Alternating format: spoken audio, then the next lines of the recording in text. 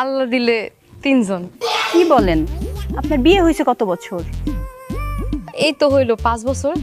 কি বলেন, এই 5 বছরে আপনি 3 বাচ্চার মা হয়ে গেছেন? সর্বনাশ।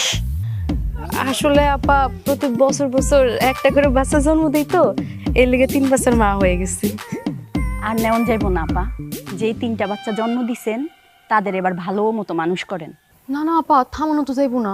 আসলে আমার স্বামীর একটা ইচ্ছা আছে। ইচ্ছা মানে কি, স্বপ্ন। হ্যাঁ, আমার বাসাতে কইছিল যে হ্যাঁ একটা ফুটবল টিম বানাইবে, 11টা বাচ্চা দরকার। আমার 8টা বাচ্চা দরকার আছে। ফুটবল টিম বানানোর আর কোনো উপায় নাই? নিজের বউয়ের বাচ্চা দিয়ে ফুটবল টিম বানানো লাগবো? এটা কি কোনো কথা? আসলে আপা স্বামীর ইচ্ছা, নিষেধ তো করতে পারি না।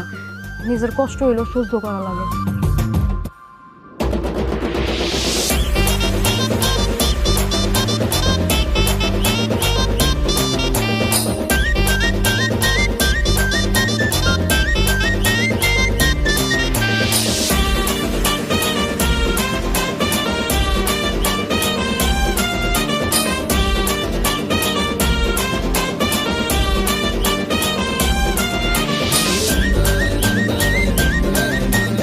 পিছনে বল টান, পিছনে বল টান, পিছনে বল টান।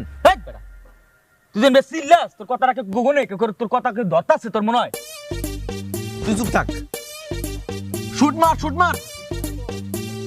তুই কাকে কোস, তোর কথা কেউ গুনতাছে দাও, তোর কথা কেউ হুনে, আমি ছাড়া আমার এই কান্ডা ছাড়া কেউ কোনো তোর হুনে। 3 পোলার বাপ হয়ে গেছি গা। গুইনা গুইনা 8টা পোলা পয়দা করবো, বুঝছোস? তারপরে এমন একটা ফুটবল খেলার টিম আমি নিজে বানাবো। তারপর তো মুখে আমার কথা না শুনে। ওই লাফতি দে, লাফতি দে, জোর লাফতি দে। তোর বউ কি রোবট?